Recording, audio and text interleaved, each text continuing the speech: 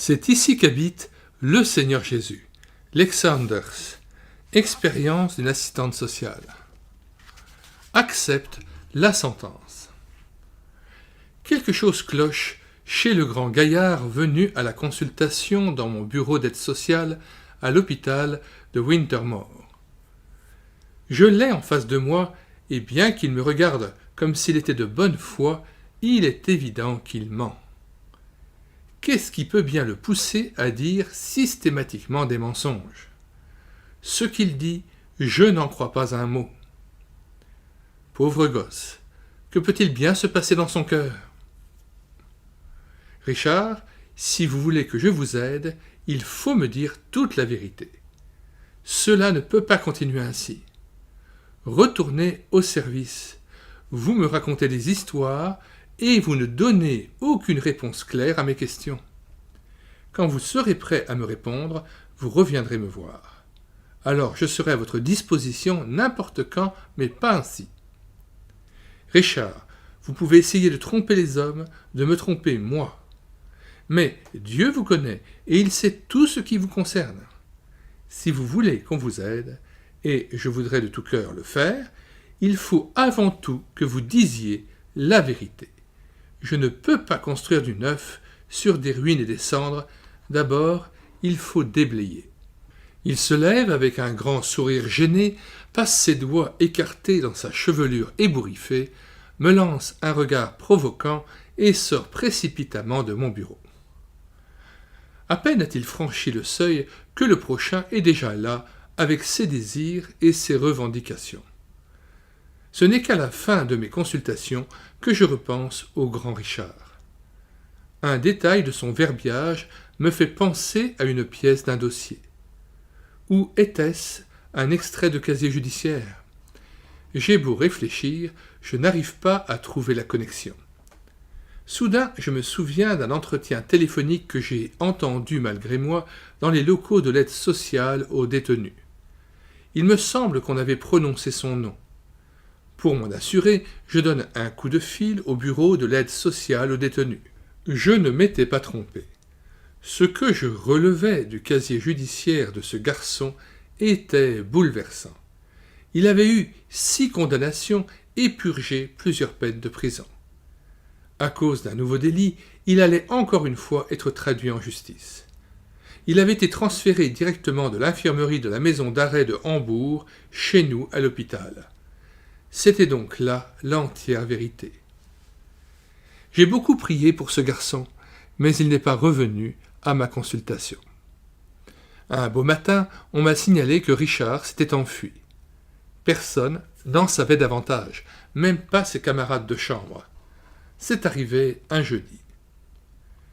Qui peut dire mon étonnement lorsque, vendredi à midi, en sortant de la cantine du tribunal où j'avais déjeuné, je vois Richard marcher de l'autre côté de la rue. De joie, j'ai failli l'appeler. Par bonheur, j'ai réfléchi à temps. Il aurait très bien pu s'enfuir une deuxième fois. Il ne m'a pas vu. Je m'approche donc de lui, par derrière, à pas de loup, et je lui donne une tape amicale sur l'épaule. « Mon vieux, que faites-vous donc ici ?» Je ris de bon cœur. Il me fixe comme si j'étais un revenant. Le pauvre bougre, il a une de ses allures. La mine défaite, les yeux cernés, il se tient là devant moi. Le beau complet neuf que je lui avais procuré est froissé et sale. Il a dû passer la nuit sur un banc du parc de Saint-Paul. Soudain, le jeune homme s'effondre et se met à pleurer à fendre l'âme. Des gens s'arrêtent et s'attroupent autour de nous. « Il est parti de chez toi, hein ? Eh bien, donne-lui une bonne raclée, » dit l'un des hommes. D'autres rigolent, ricanent et font des remarques équivoques. Nous ne pouvons pas rester ainsi en pleine rue, même si, vu mon âge, il pourrait être mon fils. Mon cœur brûle de l'aider. Finalement, j'arrive à le convaincre de me suivre au bureau. Là aussi, on nous regarde d'un air étonné, mais on peut au moins se parler sans être dérangé. « Richard, que s'est-il passé ? Pourquoi vous êtes-vous enfui hier de l'hôpital de Wintermore ? Ne puis-je rien faire pour vous ?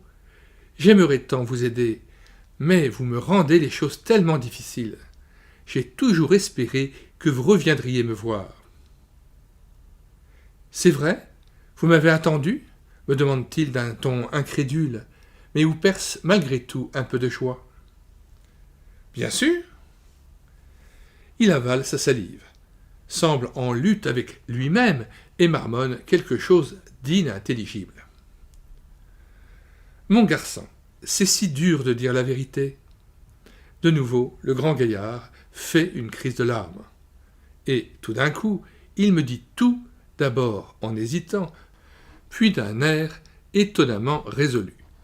La vérité jaillit tout spontanément. Il faut que je me fasse violence pour ne pas pleurer.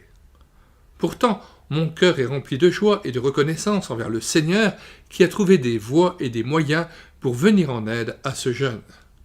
Sa confession correspond très exactement à ce que j'avais constaté en consultant son casier judiciaire. Il n'a pas essayé d'embellir les choses. Non, il s'en est tenu à la stricte vérité. Hier, je suis parti pour Hambourg parce que le tribunal m'avait convoqué pour aujourd'hui. J'avais tellement honte que je n'osais en parler à personne. Mademoiselle, ne pouvez-vous pas intervenir pour que je sois gracié? Ces grands yeux d'enfant qui me regardent d'un air interrogateur, je dois les décevoir. Mon garçon, cela ne va pas. Il faut que tu acceptes la sentence. Celui qui enfreint la loi mérite d'être puni. Il est juste qu'il en soit ainsi.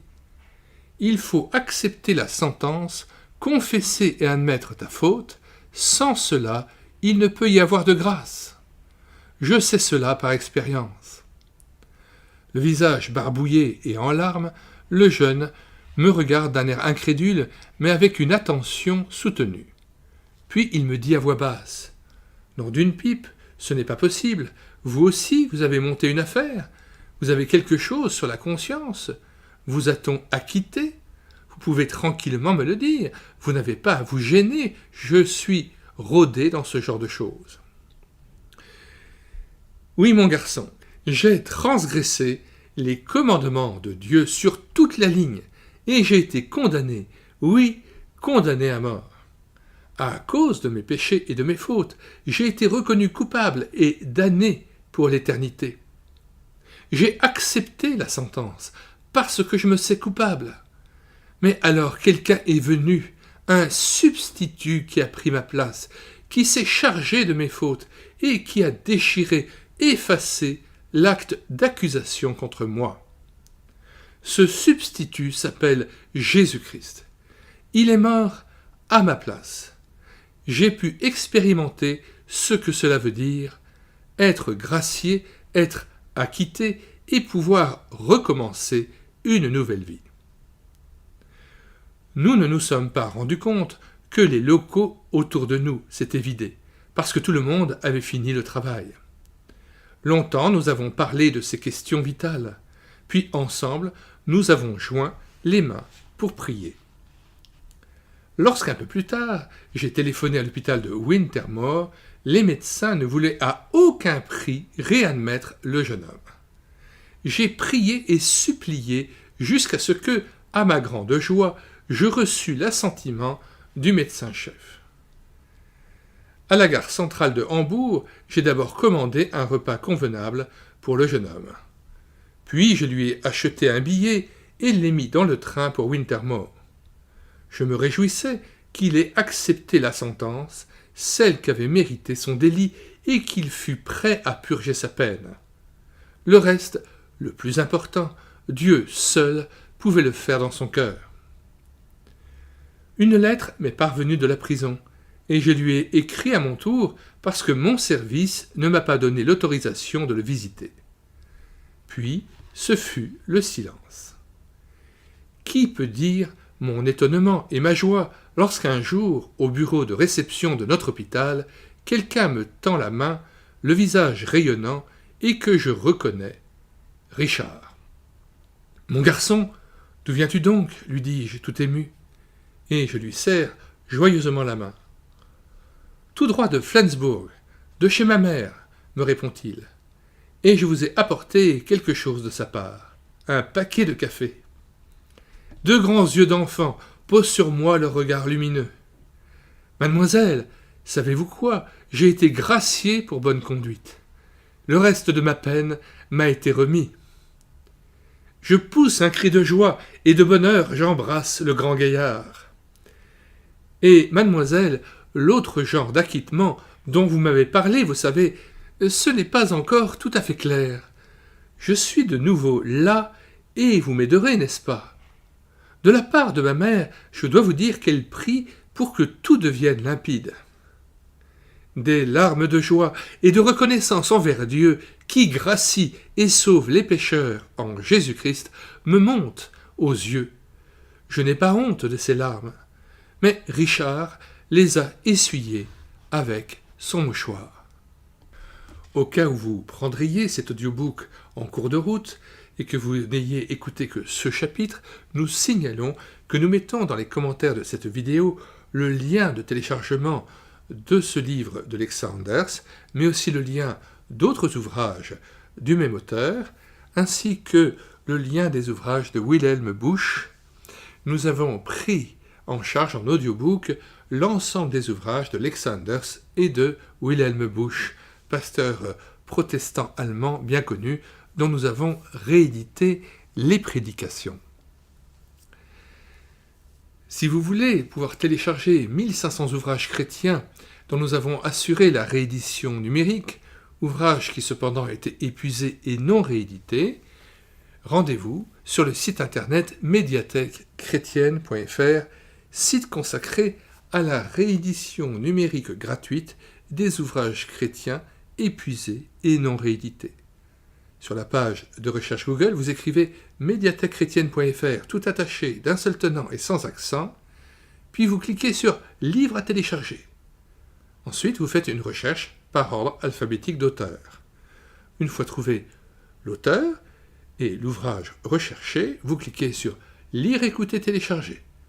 Puis, vous cliquez sur l'onglet « Télécharger le PDF » et l'ouvrage est disponible à la lecture immédiatement, gratuitement, et sans que vous ayez même à vous inscrire sur le site médiathèquechrétienne.fr.